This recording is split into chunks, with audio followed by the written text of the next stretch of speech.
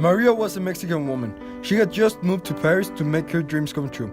She didn't know much of France and she was lost, asking for directions but no one noticing, ignoring her, until she arrived to the legendary library Shakespeare and Company. Maria used to spend hours in the public library in the city of Mexico, so it occurred to her she could work there as long as she needed.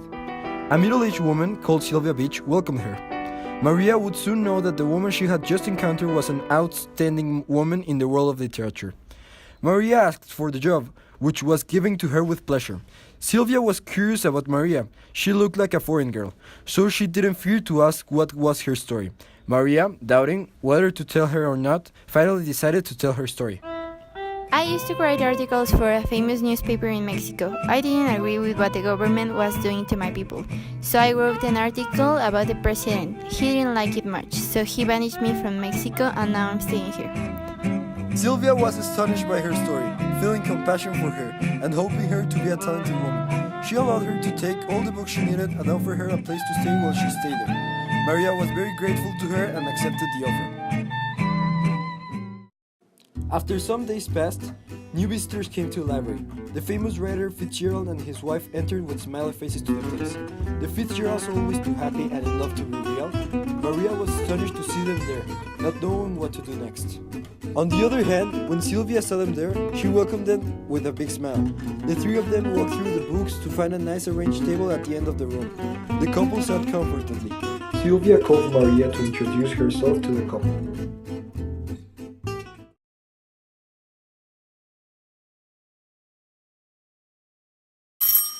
Expecting more guests, Maria said to herself and ran to the door to see who was coming in. The young Hemingway had just arrived. At the time Maria saw him, she had already fallen in love with him. They both stared to each other for what seemed to be a long time, until Sylvia arrived to interrupt the moment. Ernest, glad you came. Hi, Hi. who's this young lady? Oh, this is Maria. She's a writer from Mexico. Maria, this is Ernest Hemingway. Do you have heard of him before? Of course I have heard of him. Such a pleasure to meet you, sir. Oh, the pleasure is mine, and please call me Ern. Okay. Hey, why don't you join us?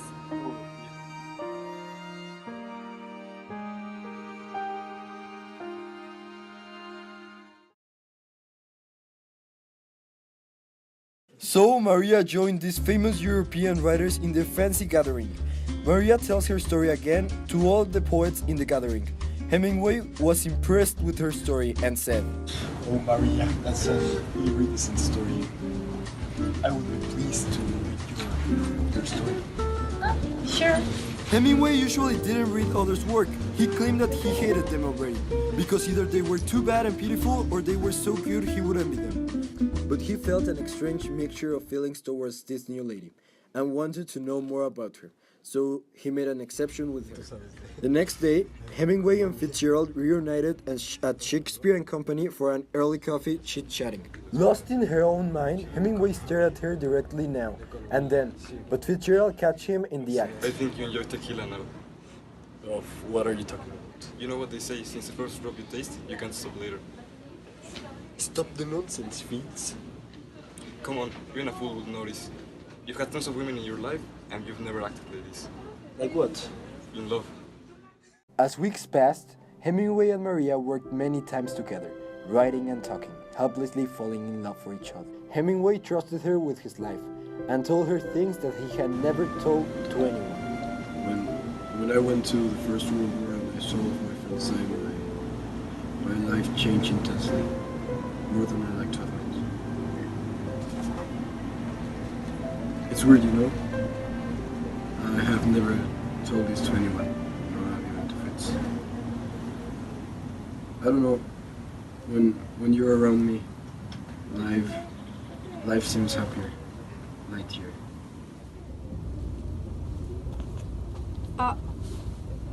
I found your books that you asked for me.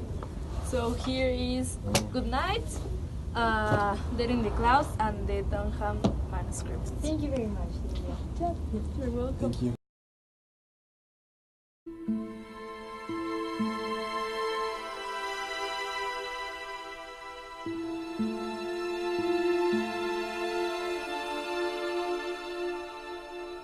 You and Aaron seem like a good couple. I don't know, we have been distant these past months. I thought, well, maybe I hope his love for me was real, but I think I was just another of his multiple girls. Oh, I don't think so.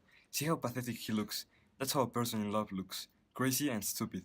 We are all fools in love, Maria. And Aaron is not the exception. He had never felt this kind of love for anyone. Just let him end this depression phase and he will again be yours. Does he have these kind of breakdowns very often? Yes, and they are more constant now. As you know, his creations are not as successful as he wished, and his mind is blocked at the moment, so he can write nothing. The next day, Zelda and Fitzgerald decided to take a walk. It all started very romantic and sweet, but by the end of the evening, they were fighting and yelling at each other. So Zelda, full of despair, runs drunk and dizzy to the library, where she finds Hemingway reading quietly a book. Ernest, it turned like into a huge fight. He doesn't love me anymore. Come on, sit here. Don't worry, darling. Please, he's a great husband, and married couples fight all the time. Don't worry. And your love, it's enormously big.